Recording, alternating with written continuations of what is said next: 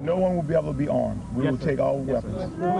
It was a human drama with emotions and tensions running high.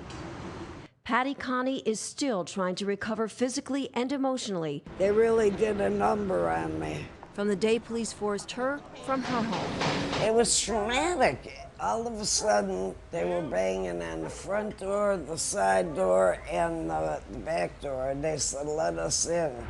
Patty tried to explain. She was on dry land, she had plenty of food and water, and didn't want to abandon her dogs. But it didn't matter. If you see 6 or 8 police that look like linebackers pushing you in a corner, you're in shock. I'm saying, look at all my food. I got plenty of food. They kept pushing me back, and ended up like this. Then, Patty showed them a small revolver she was carefully holding in the palm of her hand. A camera crew was there to capture what unfolded next. I said, "It's not even loaded." And I dropped it on the floor. You got a gun? Well, they punched me in the face. Look at my black and blue marks. Look at what they did to me. They dragged me out of here. I really thought they were going to kill me. I really did. We were coming back across the lake is when we got stopped by Coast Guard and St. Tammany Sheriff's Department and the National Guard by gunpoint. We had identification. We were coming back from a house that we were taking the weapons out of so criminals wouldn't break in and steal them. And we've had policemen tell us that that's what they wanted us to do, but not the sheriff in St. Tammany. They just wanted to confiscate them from us. We felt like criminals at the time when they come up to us with M16s or AR-15s, whatever it was, but there were 4 of them with rifles and holding on us with our hands in the air until they got in our boat. So they got on the boat and they asked us, "Do you have any loaded weapons?" Yes, we do. They're in the 2 back compartments. Wayne went to show them where the gun was, and he screams, "Don't touch it. Don't even move. I'll get it." I felt like it was un-American and then we had been violated when they took. Like I say, we were shell-shocked. We were just sitting around looking at each other and said, "We just got our guns taken away from them." They took them. And they didn't have a right to take them. They didn't have a reason to take them. That was the thing. We did nothing wrong. But they took them anyway. He said, "Be thankful we're taking your guns here." Why should I be thankful? Well, if they catch you with them on land, they're going to take you straight to jail. We live in proof that all they have to do is say, "Look, this is the law." You had that feeling that you were violated. They took something from you. They stole something from you. That's the only way to put it. They took something that they didn't have a right to take. What'd you come and get my gun for? I'm a good citizen. Marie Galatis, a Baptist minister, faced the same story in her neighborhood. The same threats by thugs, the same lack of police. But she never once felt afraid. And I had my Bible, and I had my gun, and I knew I was safe. And I tell you what, I'm a Annie Oakley if you come fool with me or my family. I'm gonna let you have it, buddy. Marie knows she was lucky.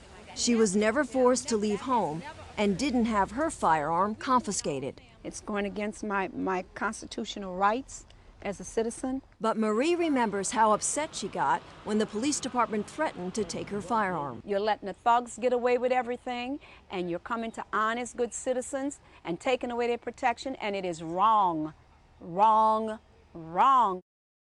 What I feel is that we're losing control of who we are as a nation. Robert Zoss was forced to evacuate when a tree destroyed both of his family's homes. Loaded with dogs, kids, people. Then, as they were exiting through downtown, the unexpected happened. These cops came out of nowhere, said stop, and asked, do we have weapons in the car? And I told him, yeah, I do. He said, get out the vehicle, had us all sit cross-legged in front while they searched the vehicle. I had a .22 long rifle. My tenant's girlfriend had a .22 pearl handle revolver given to her by her grandmother or grandfather. But Robert couldn't believe what he watched police do next to his rifle and his friend's pearl-handle revolver.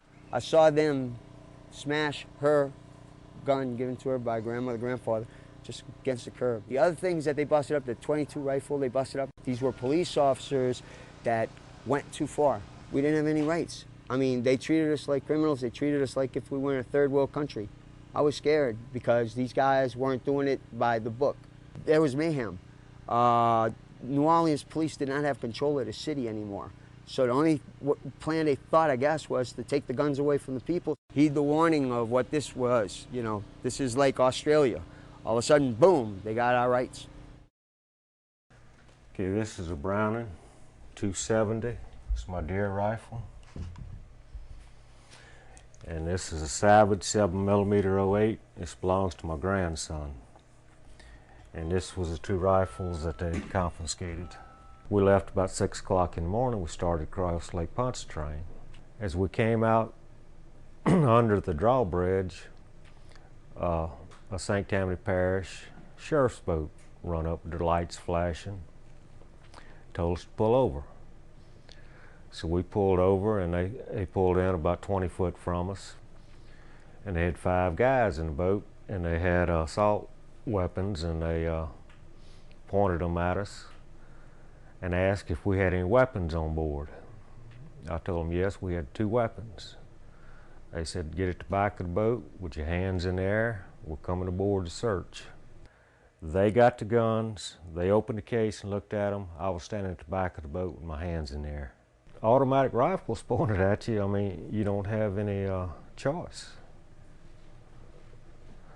I mean, they didn't just have them pointed from their hip. They had them up at their shoulder pointed, you know.